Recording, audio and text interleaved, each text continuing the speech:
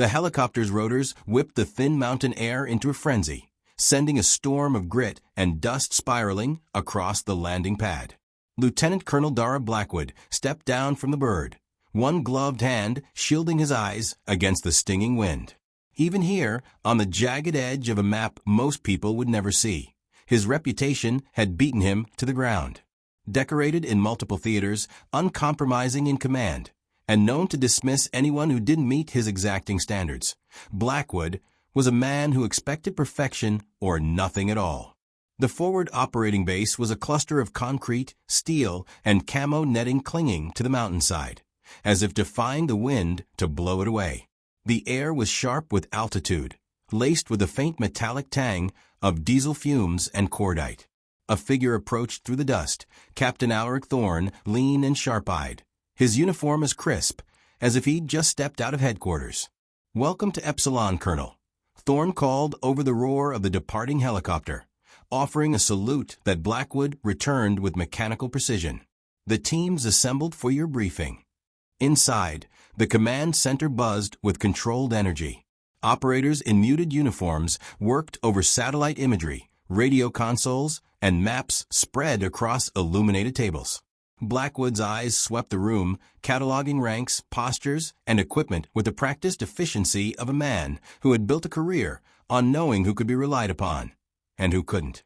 His gaze halted briefly on a woman standing in the far corner.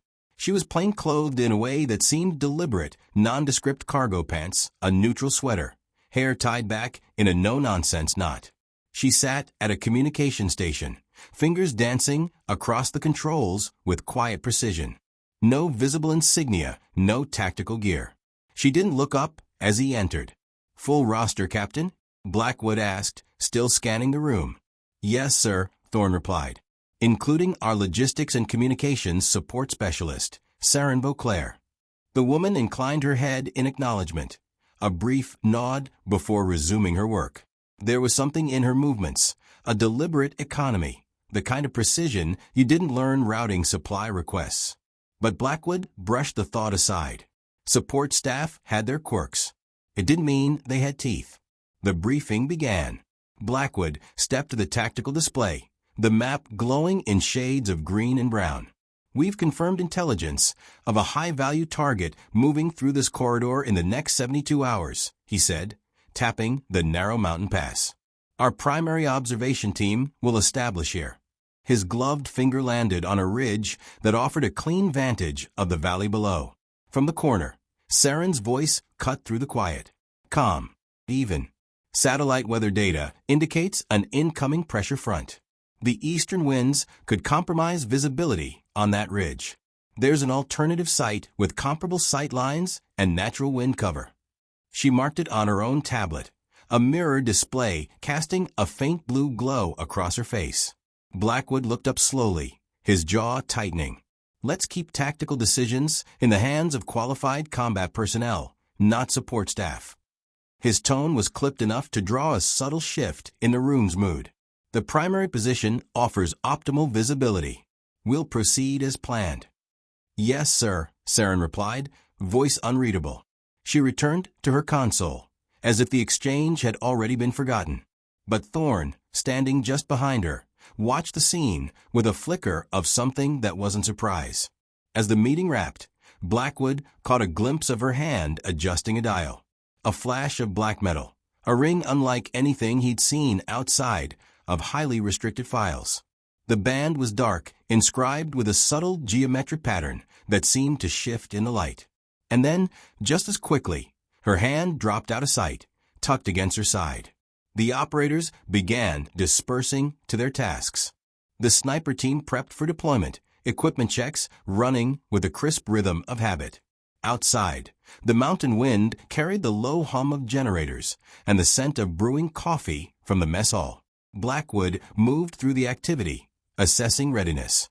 A short distance away, Thorne stepped into a shadowed corner where Saren worked alone. "I served in Karamshar," he said quietly, his voice pitched for her ears only. "I know what that ring means." Her eyes flicked to him, steady and unblinking. "How many operations?" he pressed. She didn't answer the question directly. Enough to know that ridge is compromised, she said instead, her tone flat, final. Thorne's mouth tightened. He didn't argue. He'd seen enough in his career to recognize when someone wasn't guessing. They knew. By dusk, the sniper team had moved out toward the ridge Blackwood had insisted on. The last light bled away behind the peaks, turning the snowcaps into black silhouettes against a deepening violet sky. From the command center, Saren monitored the comms, her face impassive, her hands steady on the controls. She looked every inch the support specialist she was supposed to be, but Thorne's eyes kept drifting her way. And Blackwood? He was already thinking ahead to tomorrow's surveillance window, confident in his plan.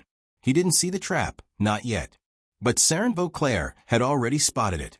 By dawn, the mountain was shrouded in a thin veil of mist. From the observation platform on the east wall, the ridge Blackwood had chosen loomed in the distance, its jagged spine outlined faintly against a dark sky. It looked solid, dependable, the kind of ground any commander would choose for a watch post. But the weather was already shifting. On the mission board in the command center, the sniper team's call sign, Sierra 1, blinked green as they settled into position. Their comms were clear, their optics deployed. Blackwood watched the feed from their helmet cameras, empty slopes, scattered boulders, the occasional bird wheeling overhead. It looked calm. Then the fog rolled in. It came like a living thing, curling through the valleys, swallowing the ridge one contour at a time. Within 20 minutes, the visibility on Sierra 1's cameras had dropped to less than 15 meters. The clean sightlines Blackwood had prized were gone, replaced with a shifting wall of white. Sierra 1 to base, came Sergeant Sarah's voice through a curtain of static. Visibility compromised, requesting permission to reposition. Blackwood leaned toward the console. Say again, Sierra 1, you're breaking up. Only broken static answered. He turned sharply toward the comm station. Vauclair fixed the dam link. Saren was already moving, her fingers working the controls with precise, economical motions. It's not equipment failure, she said without looking up. You're being jammed. Blackwood's brow furrowed. Local insurgents don't have the tech for that. They do now, she replied evenly. Another burst of static cracked across the channel, then a half-heard transmission. Movement, multiple hostiles approaching. The line went dead. Blackwood didn't waste time. Gear up, he barked to the security detail posted nearby. We're going to assess in person. He shot a glance towards Saren. Stay on the comms. Get me a channel if you can. But when he turned back a few moments later, her station was empty. The mountain path was steep, winding upward through fog so thick it seemed to muffle the world. Every step was an exercise in discipline, slow, deliberate, weapons up. Blackwood led the four-man team, the crunch of boots on gravel sounding unnaturally loud in the damp air. Somewhere ahead, the sniper team was either holding their ground or already overrun. Keep intervals tight, Blackwood ordered. Check your sectors. The fog played tricks with the light, shadows stretching and shifting in the corners of their vision. Twice, Blackwood thought he caught movement in the whiteout, only to find it was nothing more than the wind teasing a scrap of fabric caught on a rock. The point man, Specialist Merrick, raised a clenched fist. The team froze instantly. Movement ahead, Merrick whispered. Can't confirm, friendly. Blackwood advanced a few cautious steps. The mist thinned just enough to reveal a human silhouette staggering toward them. The figure broke into focus, Corporal Yazier, Sierra 1 spotter, his face pale beneath streaks of grime. Colonel, Yazier's voice was ragged. They came out of nowhere. 8, maybe more. Not locals, advanced gear, coordinated tactics. Soros took a round to the shoulder. We had to fall back. Where's the rest of your team? Blackwood demanded. Secondary position, 200 meters northeast. Sarah's keeping overwatch while I circled to re-establish contact. Blackwood processed that quickly. Trained professionals. Possibly mercenaries. And the ridge Saren had warned him about? Compromised from the start. Lead us in. They moved quickly but cautiously through the fog, Yazier guiding them over treacherous terrain. The silence was oppressive, broken only by their breathing and the scrape of boots on stone. Somewhere above, A rifle cracked, a single shot, precise and distant. "That's Sarah," Yazier whispered. "Contact." They quickened their pace, weapons ready. 3 more shots rang out in quick succession. When they reached the outcropping, Sarah was prone behind her rifle, scope trained down the slope. Beside her, Soros leaned against a rock, his shoulder crudely bandaged. "Hostiles trying to flank from the west," Sarah reported without looking up. "Confirmed 4 so far, but there's movement suggesting more." Blackwood crouched beside her, scanning the fog. "Not insurgents?" "No, sir. They moved through our blind spots like they'd mapped them. This is special operations work." Blackwood's gut tightened. He shifted to a nearby vantage point, raising his own tactical scope. The fog shifted in brief, fickle windows, offering glimpses of the slopes below. In one such break, he froze. There, a figure on an almost vertical cliff face, impossibly high, moving with deliberate precision. The position commanded a perfect view of both the valley and the team's approach route. Anyone stationed there could dismantle them piece by piece. The figure settled into a shooting position, profile minimized, every movement efficient. Sunlight broke momentarily through the cloud cover, just enough to flash across something on the figure's hand. A black ring. The Reaper's emblem. Blackwood's breath caught. The stories were classified, whispered in special operations circles. The Echo Protocol. Operators so deep off the books they might as well not exist. Deployed only when the risk was beyond acceptable limits. Supposedly just a myth. Through the scope, he finally saw her face. Saren Vauclair. Before he could even process that revelation, 3 crisp shots cracked from her rifle. Below, 3 armed hostiles who had been moving to flank his team crumpled into the snow. His radio came alive, the static clearing as if it had never existed. "Colonel," came Thorne's voice, calm but urgent. "She asks that you pull back immediately. You're exposed." Instinct took over. Blackwood rolled aside just as a bullet split the air where his head had been. A sniper across the valley, one he hadn't even detected. 4 more shots from Saren's position. The opposing sniper went silent. "Sierra team is secure," Thorne's voice continued. "They're moving to Extraction Delta. Echo has cleared immediate threats." Echo. The word struck Blackwood like a physical blow. The support staff he had brushed aside was not only Echo Protocol. She was the reason they were still breathing. "Understood," Blackwood said into the comm, forcing his voice steady. "Moving to Delta now." He gathered the team, helped Soros to his feet, and began the careful retreat. Twice more, rifle cracks rolled down from the cliffs, and each time, Thorne's calm voice came over the net. "Movement on your left flank, Colonel." Each time, the threat vanished before it ever reached them. By the time they stepped back inside the wire at Epsilon, Blackwood's perspective had shifted forever, and Saren Vauclair was nowhere to be found. The base seemed quieter than usual when they returned, as if the fog had followed them down the mountain and seeped into the corridors.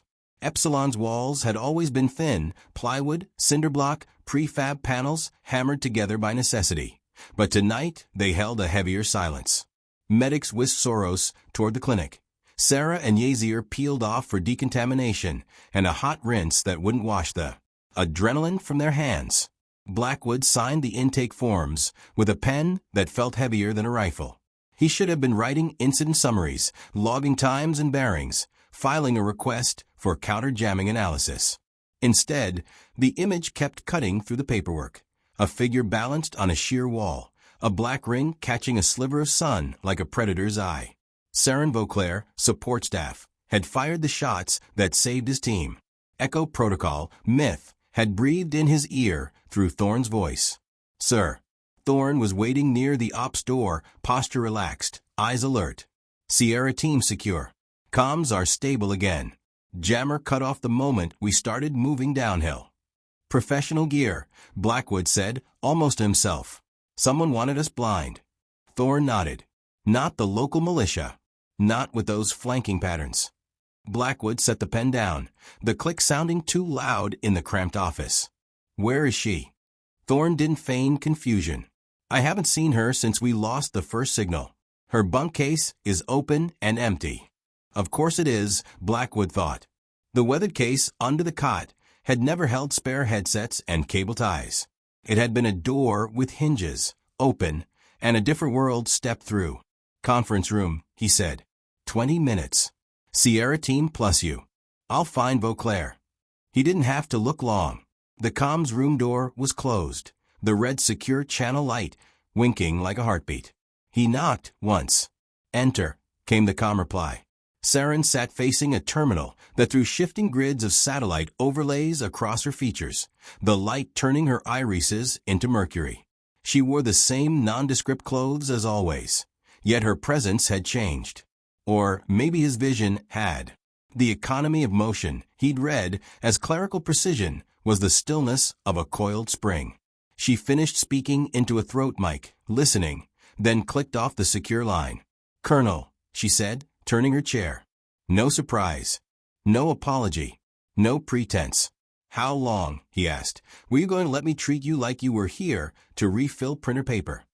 "As long as necessary," she said. "Cover only fails when someone needs it to." Blackwood crossed the room and closed the door behind him. Echo protocol. "Call it whatever you like. The ring," she added when his gaze flicked to her hand, "was for you." He frowned. "For me? You needed to know when it mattered," she said simply. "Not sooner, not later." It landed like a reprimand and a courtesy in the same breath. He found himself weighing the two and hating that he couldn't separate them. "Those operators on the ridge weren't villagers with lucky radios," he said. "Who were they?" "Contractors. Or state proxies wearing contractor masks," she replied. "Thermal discipline, coordinated ingress, disciplined fallback. Their jammer was directional. Tight beam on Sierra 1's approach wedge, spillover that caught your team when you moved." A faint tilt of her head. "They underestimated our altitude advantage." "Our." The pronoun snagged at him, unexpectedly inclusive. "You put yourself on a cliff that should require 3 ropes and a belay team." "It required a line, 2 anchors, and a decision," she said. "I had all 3. Blackwood didn't try to hide his skepticism. "You can't free that face without."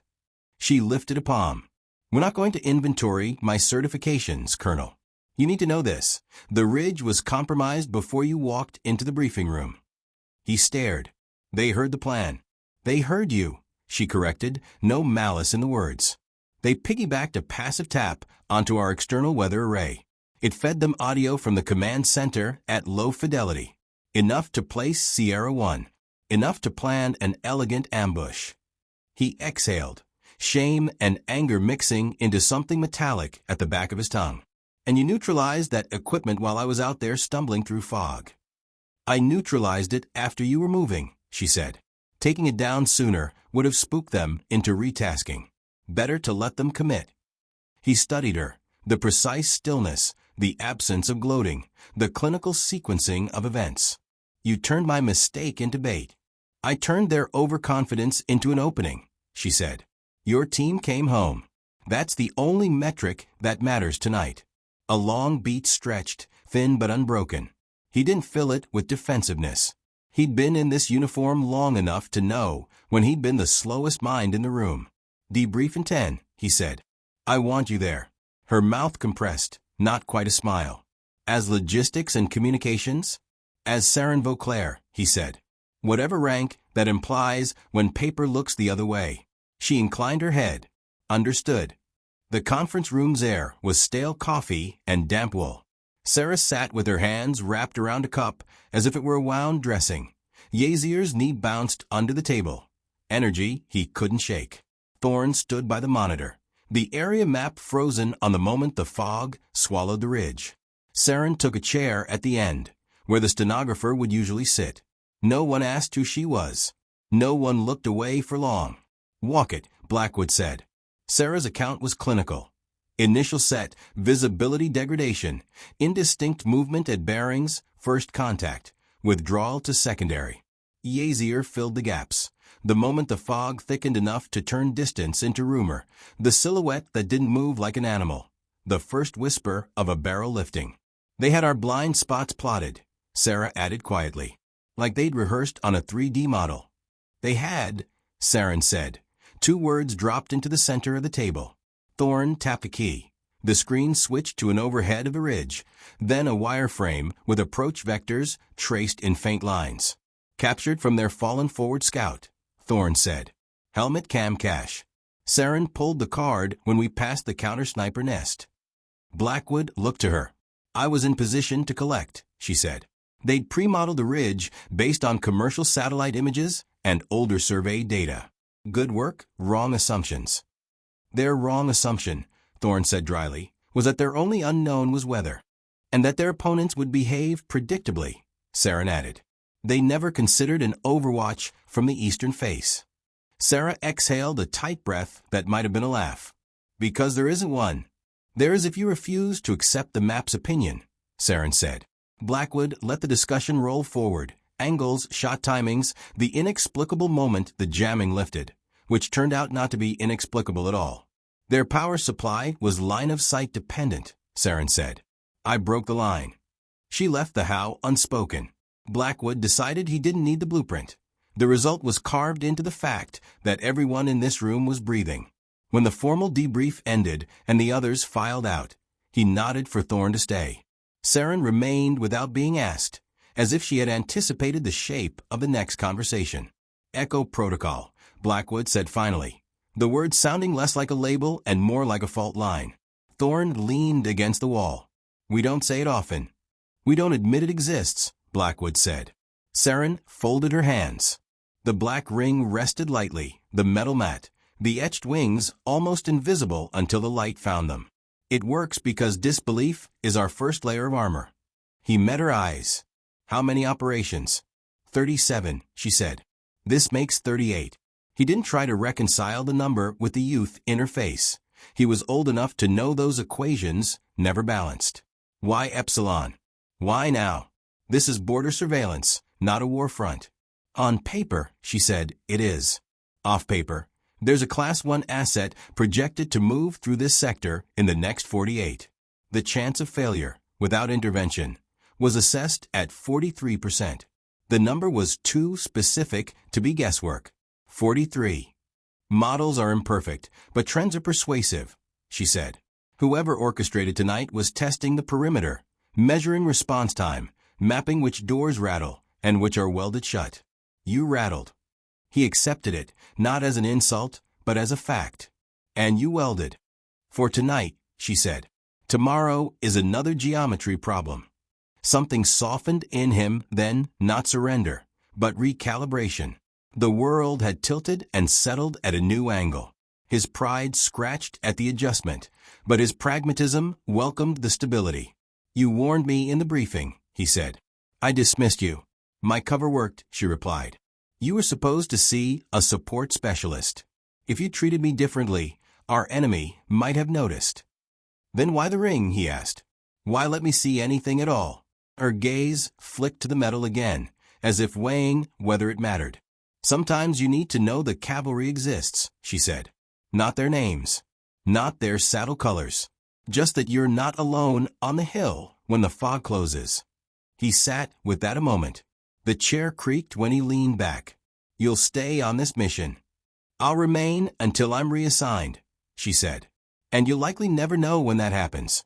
Can you live with that? He asked, the question escaping before he could dress it in rank. She considered. Recognition and value aren't twins, she said. One is a mirror. The other is gravity. I work for gravity. He stood. Tomorrow's 0600. I want your assessment on the new patrol geometry, officially this time. A flicker of something that might have been amusement crossed her face. I'll adjust my language for qualified combat personnel. He huffed something that, with a different past, might have been a laugh. Good. Now get some rest. She rose, and for a moment he saw past the plain clothes and the quiet voice, the precise posture, the unshowy strength in her frame, the way she scanned the corners of the room without seeming to move her eyes. The ghost on the cliff, standing in fluorescent light, looking like anyone, looking like no one. At the door he paused. Saren. She looked back. Thank you, he said. Simple. Heavy. You're welcome, Colonel, she replied. Next time, consider the wind. When she was gone, Thorne let out the breath he'd been holding. "She's good," he said softly. "She's necessary," Blackwood answered. Outside, the mountain finally bled the fog into night. Generators hummed. Somewhere in the barracks, a kettle clicked off and someone laughed too loudly, and then remembered not to. Blackwood returned to his desk, reopened the incident log, and began to write the only version that could live on paper. Weather complications, hostile engagement, orderly withdrawal, team secure. He did not type the words Echo Protocol. He did not type Reaper Ring. He did not type Saved Us. He wrote what the record could hold. And in the space between lines, he held the rest. Morning in Epsilon came with no warmth, only a harsher shade of light pouring over the mountain spines. The peaks wore a crown of wind-tattered cloud, and the air carried a restless edge. Blackwood stood in the command center with a mug of coffee gone cold, watching fresh data populate the tactical screens. The mission parameters had shifted again. Saren moved among the intel staff like she had always belonged there. No longer confined to the corner console, she now stood over the main table, fingers tracing paths across the terrain overlay. Operators who had barely noticed her existence 2 days ago now listened when she spoke. Blackwood didn't announce it, but he'd given her a seat in the decision-making circle. "The target convoy has altered course," she said, her voice cutting through the murmur of the room. The map updated in real time under her touch. Southern route, here. Estimated transit through the valley at 1400 local. 3 vehicles, lead with the high-value target, second and third carrying escorts and possible buyers. Sarah leaned over the table, frowning at the new route. Eastern Ridge offers the clearest line of sight, but the approach is exposed. "I can reach it," Saren replied without hesitation. She didn't elaborate, didn't justify the claim. No one doubted her. Blackwood had already told the senior team she was special reconnaissance, truth adjacent, but enough to legitimize her presence. It explained her skills without touching the shadow she truly came from. Now, the room simply accepted her assertion. "Sarah, Yazier, western position," Blackwood ordered. "Vauclair east. We maintain base security and comms here." There was no dissent, no smirks at the idea of support staff scaling a cliff. That illusion had burned away in the fog. The briefing ended, and as the others dispersed to gear up, Captain Thorne stepped in close to Blackwood. "Sir, secure channel from higher. Eyes only."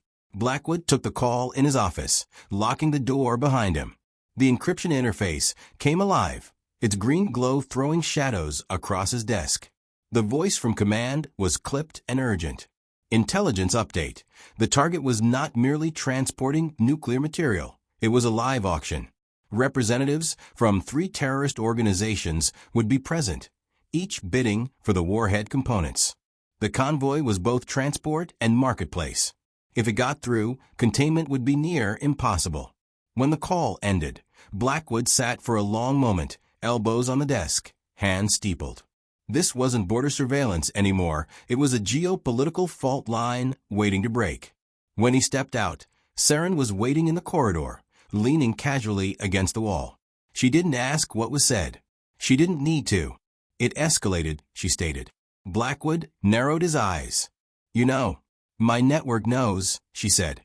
"Echo channels lit up before your call ended."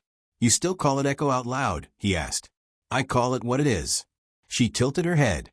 "We're not observing anymore. We aren't equipped for an interdiction of this scale." "You're not," she said flat. "I am.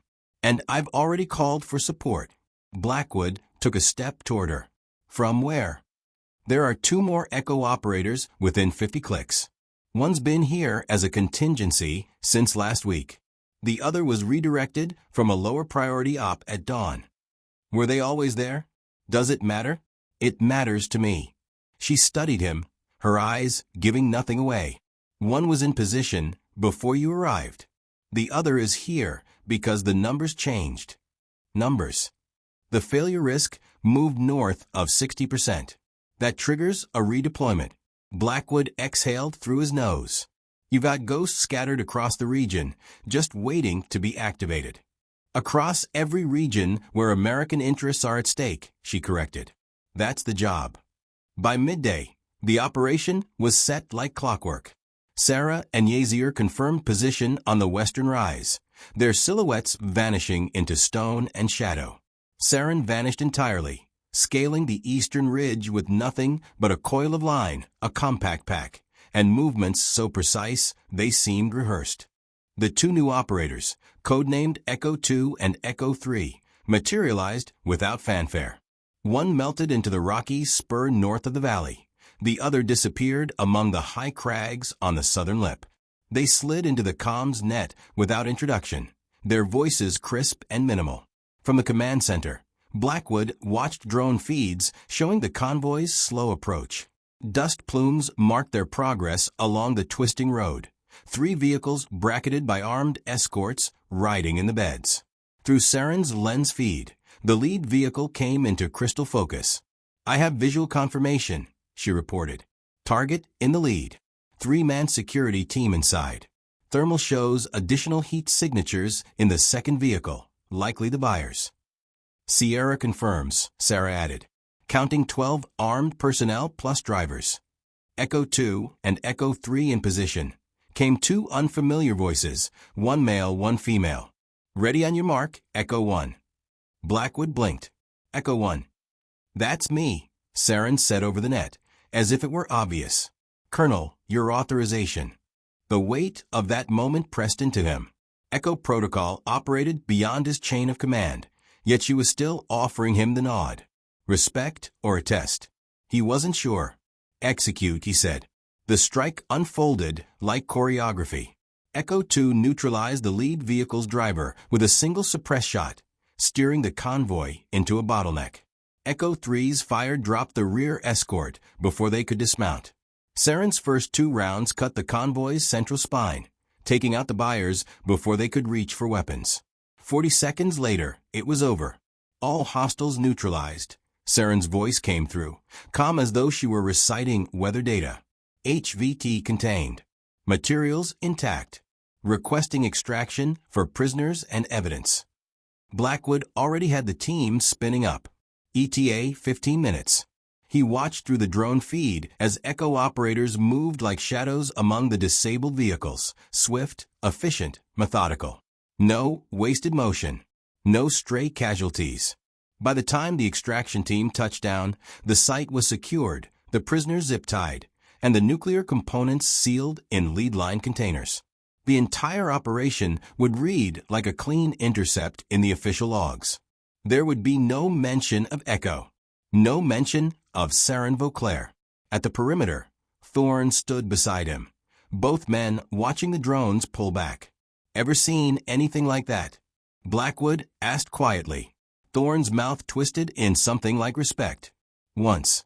In Karamshar. Same ring." "Who are they really?" Blackwood murmured.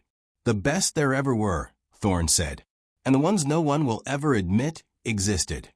Blackwood didn't answer.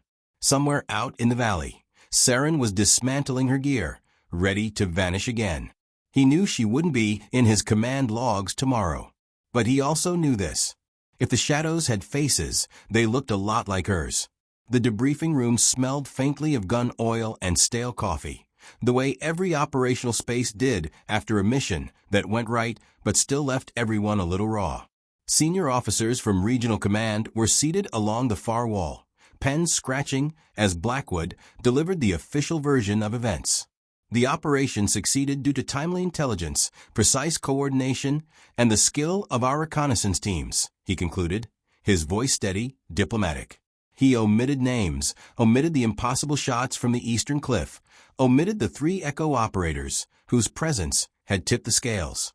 In the back corner, Saren sat quietly, ostensibly taking notes. Her expression was unreadable. No one in the room, aside from Blackwood and Thorne, knew she'd been the linchpin. To them, she was still logistics and comm support who had assisted with coordination.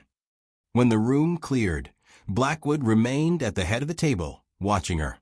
"Your transport's inbound," he said. She nodded. "My assignment here is complete." "Where to?" "That's classified," she replied, a faint smile ghosting her lips. "Even from you." He let out a quiet breath. Back to being invisible support staff somewhere else. That's the job. Blackwood studied her for a moment. Thank you. Not just for saving my team, but for what you do, what all of you do. Most of us don't do it for thanks, she said, her voice soft but firm. But I appreciate it. His gaze dropped to the black ring on her finger. What does it really mean? She glanced at it as though considering whether to answer. For some, it's a reminder of what we've given up by disappearing from the record.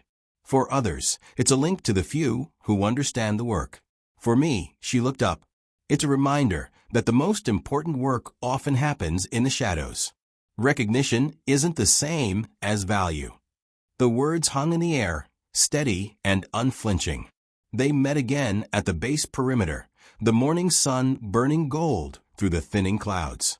Her duffel looked as unremarkable as the day she'd arrived, and she stood with her weight balanced like someone ready to move in any direction. Your ride's here, Blackwood said. She didn't move immediately. It was an honor working with you, Colonel, once you stopped dismissing my tactical suggestions. He allowed himself a small smile. The honor was mine, though I wish I'd recognized what I was dealing with sooner. No, she said, shaking her head. You weren't supposed to recognize it at all. That's the point. He straightened and gave her a formal military salute. It was a gesture he rarely used outside of ceremony, and never for someone without visible rank. She returned it with perfect precision, her posture sharpened into that of a soldier trained in a world most would never glimpse. Where will you go? He asked. Back to being invisible, she said simply. She turned toward the waiting transport, boots silent on the gravel.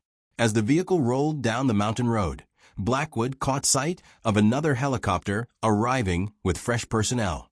Among them was an unassuming figure, civilian clothes, quiet gait, the kind of anonymity he now recognized as deliberate. Thorne, Blackwood said without looking away, make sure all personnel are treated with equal respect, no matter their role. We never know who's really watching over us. Yes, sir, Thorne replied, his voice carrying that same knowing weight. Blackwood moved through the arrivals, shaking hands, making quick assessments. When he reached the quiet newcomer, their eyes met for the briefest moment. No words were exchanged about rings or cliff faces, but he noticed the duffel's heft, the calluses along the trigger finger, the constant, quiet scanning of the surroundings. Welcome to Epsilon, he said. I look forward to working with you, whatever your role may be. A flicker of surprise crossed the person's face before being smoothed away. Thank you, Colonel. I'm just support staff. There's no such thing as just anything on my base, Blackwood said. Everyone serves a purpose. He walked on, but not before catching the slightest hint of acknowledgement in the newcomer's expression.